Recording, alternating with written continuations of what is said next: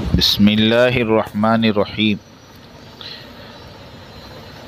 رمضان special program سلسلہ number 16، مسائل اعتکاف۔ اعتکاف کیا ہے؟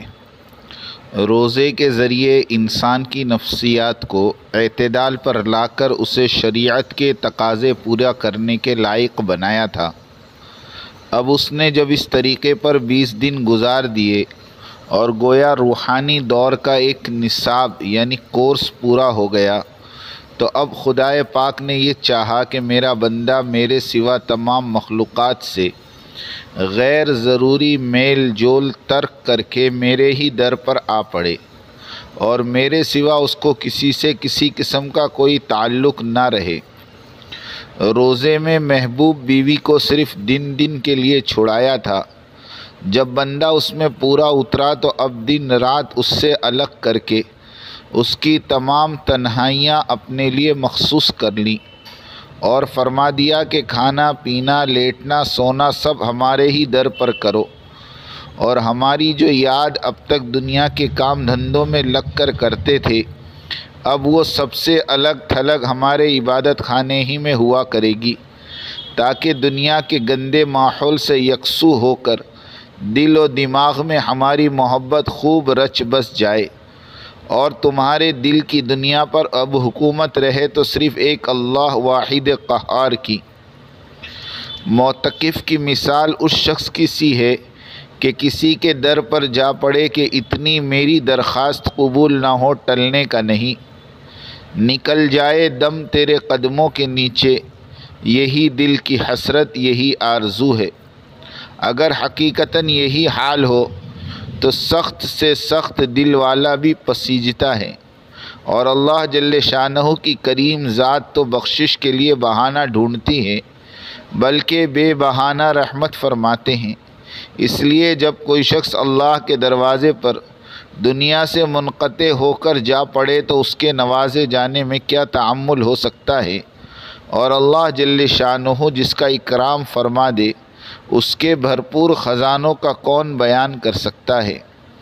نیز معتکف کی ہر وقت عبادت میں مشغولی ہے کہ آدمی سوتے جاگتے ہر وقت عبادت میں شمار ہوتا ہے اور اللہ کے ساتھ تقرب ہے۔ اعتکاف کا ثواب، اگر خالص اللہ کو راضی کرنے کے لیے اعتکاف کیا جائے تو بہت اونچی اور عظیم الشان عبادت ہے۔ رسول اللہ صلی اللہ علیہ وسلم اعتکاف کا بہت اہتمام فرماتے تھے۔ امام زہری رحمۃ اللہ علیہ کہتے ہیں کہ رسول اللہ صلی اللہ علیہ وسلم بہت سے کام کبھی کرتے اور کبھی چھوڑ دیتے، لیکن جب سے مدینہ منورہ تشریف لائے آخر زندگی تک کبھی بھی رمضان کے آخری 10 دنوں کا اعتکاف نہیں چھوڑا۔ لیکن حیرت ہے کہ لوگ اس کی پوری طرح پابندی نہیں کرتے۔ اس حدیث میں اعتکاف کے 2 بڑے فائدے بیان کیے گئے۔ نمبر 1 یہ کہ آدمی گناہوں سے محفوظ رہتا ہے۔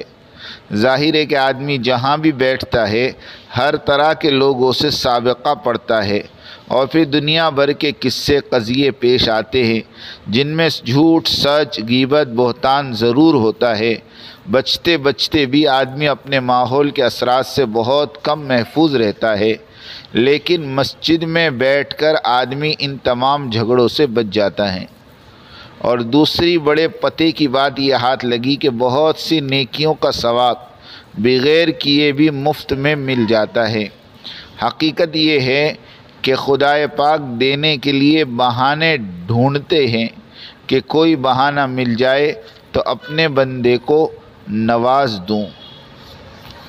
حافظ ابن قیم رحمۃ اللہ علیہ کہتے ہیں کہ اعتکاف کا مقصد اور اس کی روح دل کو اللہ کی پاک ذات کے ساتھ وابستہ کر لینا ہے کہ سب طرف سے ہٹ کر اسی کے ساتھ مجتمع ہو جائے اور ساری مشغولیات کے بدلے میں اسی کی پاک ذات سے مشغول ہو جائے، اور اس کی غیر کی طرف سے منقطع ہو کر اس طرح اس میں لگ جائے کہ خیالات اور تفکرات سب کی جگہ اس کا پاک ذکر اور اس کی محبت سما جائے، یہاں تک کہ مخلوق کے ساتھ محبت کے بدلے اللہ کے ساتھ محبت پیدا ہو جائے۔